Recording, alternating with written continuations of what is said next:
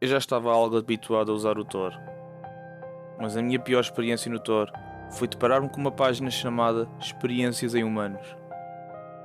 Não me lembro exatamente onde a encontrei. Estava algures enterrada numa página de arquivo de links.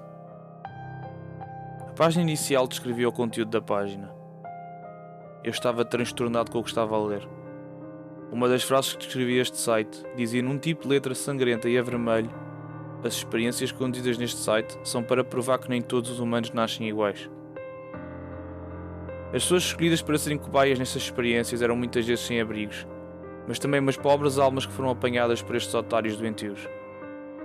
Estas tão chamadas experiências iam desde a privação de comida e água, reações a extrema dor e tortura, infecções e doenças e até mesmo a tolerância de bebés a radiações de calor e dor.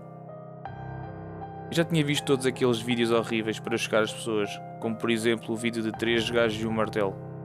Por isso, eu achava que estava preparado para o que queria ver ali. Mas não estava. Cometi o erro de carregar o primeiro link para as fotos das experiências. Eu honestamente que tive que aguentar a vontade de vomitar. Eu não quero sequer fazer uma descrição do que vi, mas vou apenas dizer: haviam pessoas inocentes, tais como tu e eu, a passarem por coisas extremamente horríveis, coisas que nunca ninguém deveria passar. Contra o meu próprio senso comum, e continuei a navegar na página e fui fazendo scroll para baixo. Mas as coisas apenas piraram. A secção dedicada às experiências em crianças apareceu. Não sei como, mas tinha acabado de chegar ao fundo da página. E foi então que uma pequena caixa se abriu no ecrã. Eu não sabia o que era, até que uma mensagem apareceu na janela. Essa mensagem dizia: então, gostaste do que viste? Foi então que percebi que era uma janela de chat. Eu respondi: quem é? Rapidamente responderam, ignorando a minha pergunta, dizendo: qual foi a parte que mais gostaste? Eu respondi outra vez: quem é? Desta vez respondeu à minha pergunta e disse que era o dono do site.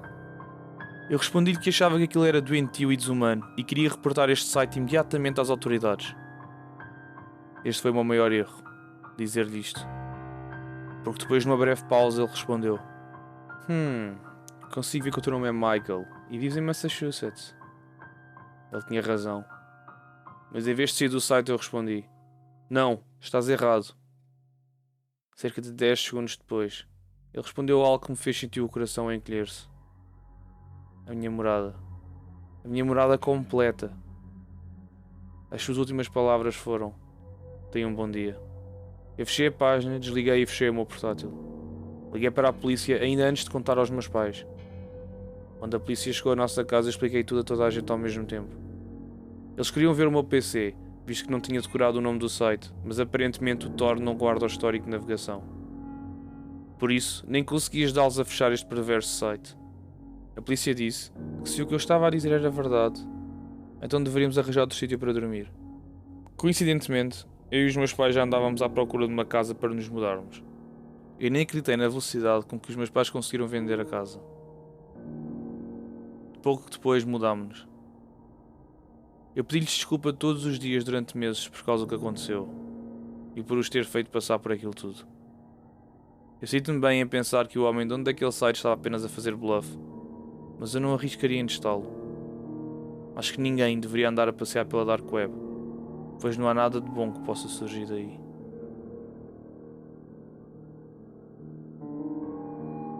Antigamente, havia um site na Deep Web chamado Silk Road.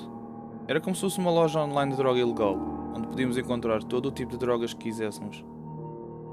Ouvi falar deste site através de uns amigos que já o tinham usado. O nosso fornecedor mudou-se para fora.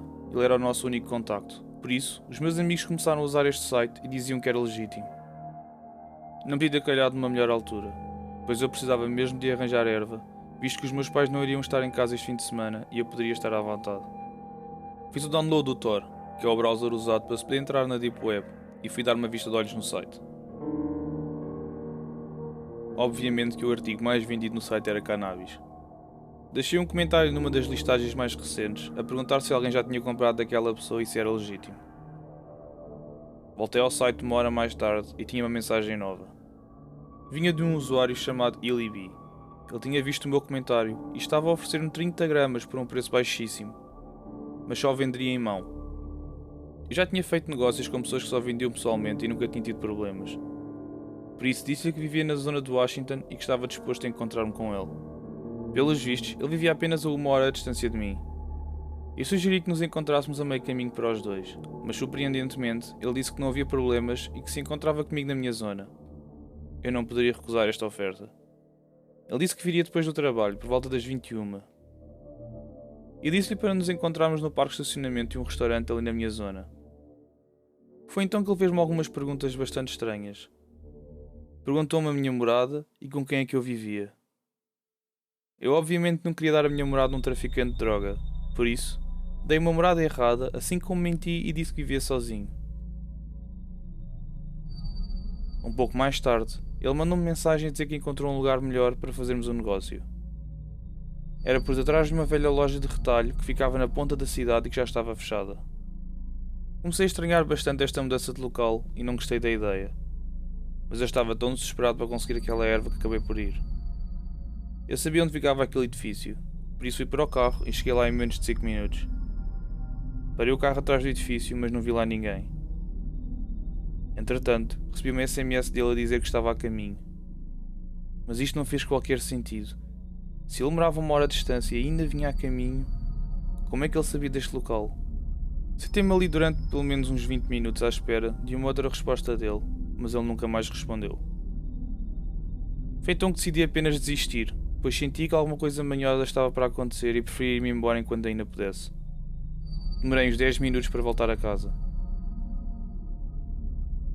A minha porta da frente estava aberta. Eu tinha a certeza que a tinha fechado. Fiquei com receio que os meus pais tivessem vindo mais cedo. Parei o meu carro na entrada, visto que o meu pai por alguma razão não tinha lá parado o seu carro, e entrei em casa. As luzes lá em cima que vinham do quarto dos meus pais estavam acesas, e eu ouvi uns barulhos estranhos, como se alguém andasse a mexer nas gavetas. Eu gritei: "Mãe! Pai!" E os barulhos pararam. A porta do quarto dos meus pais fechou-se com força, e eu percebi-me que algo não estava bem. O carro do meu pai não estava sequer perto da casa, e agora não me responde? Demorei algum tempo a perceber-me de que quem quer que estivesse ali em cima não era nenhum dos meus pais. Visto que eu sou um perfeito idiota, peguei na faca da cozinha e simplesmente corri para o quarto dos meus pais. Quase que parti a porta ao forçar a entrada com uma investida do meu ombro com força na porta. Quando a porta se abriu não vi ninguém no quarto, mas apercebi-me que a caixa das joias da minha mãe estava aberta. Desloquei-me até ao telefone do quarto dos meus pais e liguei para a polícia. Foi então que alguma coisa debaixo da cama agarrou-me os pés. Imediatamente usei a faca da cozinha e espetei-lhe no braço. O homem debaixo da cama começou a gritar em agonia. Visto que era um telefone de fio, eu não podia sair do quarto com ele, por isso simplesmente disse rapidamente à polícia que a minha casa estava a ser assaltada e dei a minha morada. Quando o fiz, o homem rapidamente saiu debaixo da cama, ainda com a faca espetada no braço, e correu para a porta, sem sequer olhar para mim. Desceu as escadas a correr e entrou no carro. Quando a polícia chegou, eu descrevi o homem.